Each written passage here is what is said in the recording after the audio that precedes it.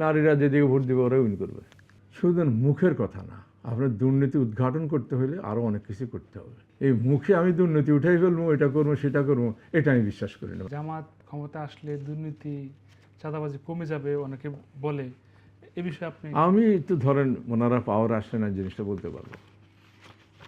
পাওয়ারে আসলে আমরা যদি আমাদের কোনো কাজের জন্য যাই, পয়সা ছাড়া যদি কাজটা হয়ে যায়, তাই না মনে করবো যে ইয়ে হয় না।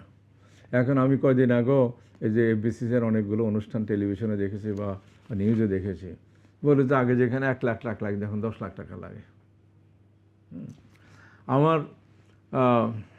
একটা মাল এসছে, যে আমি তো ব্যবসা করতে পারিনি, আমার একটা মাল এসছে, তারা আমার মালটা তাদের কারণে আমার ছাড়াই দেয়নি, তার জন্য আমার 23 লক্ষ টাকা ওখানে ফাইন দিতে হয়েছে। এটা কি সরকারের ঘরে গেছে? এটা কি দুর্নীতি না? আমি ব্যবসায় তো বন্ধ হয়েছিল আমার, আমি কিছুই করতে পারিনি, আমার এলসিগুলো খুলেনি।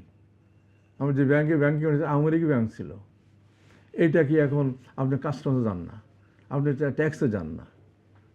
শুধু মুখের কথা না, আপনার দুর্নীতি উদ্ঘাটন করতে হলে আরও অনেক কিছু করতে হবে। এই মুখে আমি দুর্নীতি উঠাই ফেলবো, এটা করবো সেটা করবো, এটা আমি বিশ্বাস করি না বাংলাদেশে। আচ্ছা, আমি নিজে যখন কাজ করতাম তখন স্টাফ ছিল না, রোজার মধ্যে সেই মহিলা হোক পুরুষ হোক, যে সরকারি কর্মকর্তা দয়াটা খুলে রাখতো, করে যে রোজা মুখে আমি পয়সা ধরি না, আপনি ডয়ারে ফালান। এটা আমি নিজে দেখেছি, বলেন আপনি। এই যে এখন এই এই এই সরকার কি জানি বলে যে রেমিটেন্স নিয়ে চলতেছে, আমাদের ছেলেগুলো যখন বিদেশ থেকে আসে কি অবস্থায় আসে বিদেশ দেখেন তো। দুর্নীতি উঠাবেন, দুর্নীতির গোড়া উদ্ঘাটন করতে হবে, তাহলে দুর্নীতি উঠবে। আচ্ছা, তো যেটা বলা হয়, যেটা বললাম, প্রশ্ন করলাম যে জামাত গেলে দুর্নীতি বন্ধ করবে, আমি তো আমার কথা বলছি, আমি দেখতে হবে, আমার কাজকর্ম যাই দেখতে হবে যে আমার পয়সা ছাড়া কাজ হচ্ছে কিনা, না আমাকে সারাক্ষণ ঘুরতে হয়। তো জামাত আসলে দুর্নীতি বন্ধ হবে, চাঁদাবাজি বন্ধ হবে বা কমে যাবে, এই মানে কথাগুলোর ভিত্তি কি?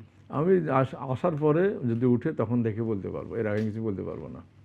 আবার এটাও শুনি, এটা তো অনেকের অভিযোগ যে জামাতের কাছে জামাতের লোকগুলো বা শিবিরের লোকগুলো প্রাধান্য পায়, অন্যদের কাজ হয় না। তাহলে ক্ষমতায় গেলে কি হবে, পরিণতি কি ওইটা হবে? আবার ওনারা আসুক, আসলে আমি তো কোনো দল করি না, আমার কাজটা করে যদি মনে করে তাহলে মনে করেন সবার জন্য কাজ করতেছে।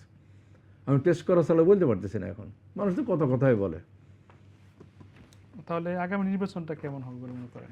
আমি বা মনে আগামী করি ফ্রি সরকারটা অ্যান্ড কেমন ফেয়ার হবে? হবে ইনশাল্লাহ। আগামী সরকারটা সরকার কেমন হবে জানি না, তো ইলেকশন ফ্রি অ্যান্ড ফেয়ার হওয়ার সম্ভাবনা বেশি, যদি বাইরে থেকে কোনো গন্ডগোল না হয়। আচ্ছা, গন্ডগোল হওয়ার সম্ভাবনা মানে কেমন হতে পারে যদি হয়? এখন ধরেন আওয়ামী লীগ তো যদি মনে করো যে ইলেকশন ওই জায়গায়, তাহলে আওয়ামী লীগ কখনো আসবে না, আওয়ামী লীগের এত শক্তিও নেই এখন এখানে আসার জন্য। এখন এনারা যদি অতি উৎসাহী হয়ে যদি নিজেদের মারামারি করে সেটা তো আলাদা ব্যাপার, যখন এখন হচ্ছে। সবাইকে একটু সংযম থাকতে হবে, তাহলে আমরা একটা ভালো ইলেকশন পাবো, ভালো লোক সামনে চলে আসবে।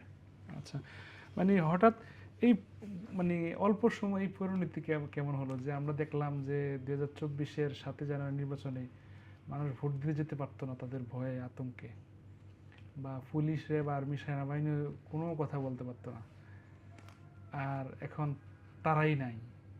এই পরিণতি তারা অন্যায় করেছে। আপনার শুনেন, সবসময় যদি আপনার সতের ভিত্তি থাকে, সতের যদি ভিত্তি থাকে এটা লং টাইম থাকে। এখন সেই সময় যারা সবাই তার অন্যায় করেনি, যারা অন্যায় করছে তাদের মন তো এখন কাঁদে, তাদের জন্য তো মানুষ ভোট দিতে গেছে। আমার দুই একজন পরিচিত দেখো, আপনার ভোট দেওয়ার সাথে আপনি চলে যান। এটা কারা করছে? আইন শৃঙ্খলা বাহিনীতে করছে। অন্য ভোটের পোলিং এজেন্ট অন্য পার্টির লোকেরা ঢুকতে দেয়নি।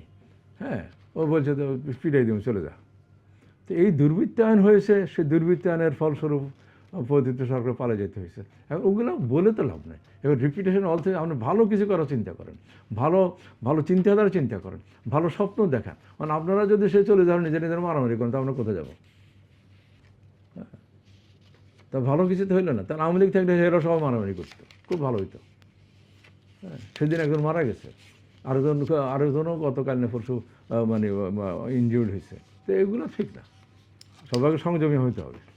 আচ্ছা, আর হলো অনেকের এখন সমালোচনা বা অনেকে আতঙ্কে আছে যে নির্বাচনের পর ইন্ট্রিম গভর্নমেন্টের যারা উপদেষ্টা আছেন এখন, তারা কে কোথায় পালাবে, কিভাবে পালাবে? আপনার মনে হয় কি কেউ পালাবে?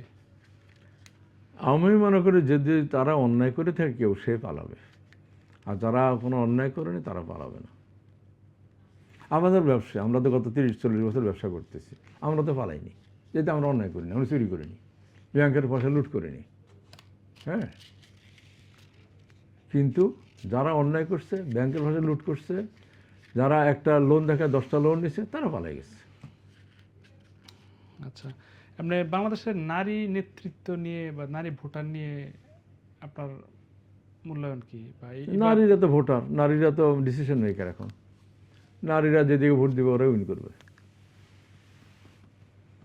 এবার তো নারী নেত্রী খুব কম বাংলাদেশে, সব দলেরই। যারা আছে কিছু নেতৃত্ব আছে, এখনো আছে।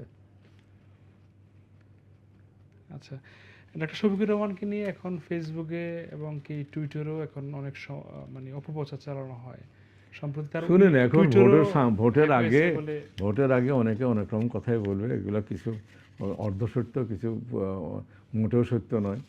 এগুলা তো অপপ্রচার করে একজনকে ডাউন করার চেষ্টা করবেই। হ্যাঁ, চেষ্টা করলে তো this is end of it. আমি সবসময় মনে করি ফ্রি অ্যান্ড ফেয়ার ইলেকশন হলে এর দেয় ভালো লোকগুলো সংসদে আসবে এবং আমরা তাদের সার্ভিস পাবো। আচ্ছা, এবার নির্বাচনে কি শিবির কোনো ভূমিকা রাখতে পারে বলে মনে করেন? সম্ভাবনা আছে। সেটা কেমন? মানে ধরেন তারা বিভিন্ন ইউনিভার্সিটিতে তারা শিবিরের জিএস আছে, ভিপি আছে, তো ওদের তো কিছু ফলোয়ার আছে, ওরা একটা প্রভাবিত করতে পারে। অনেকে তো ভোটেও দাঁড়িয়েছে।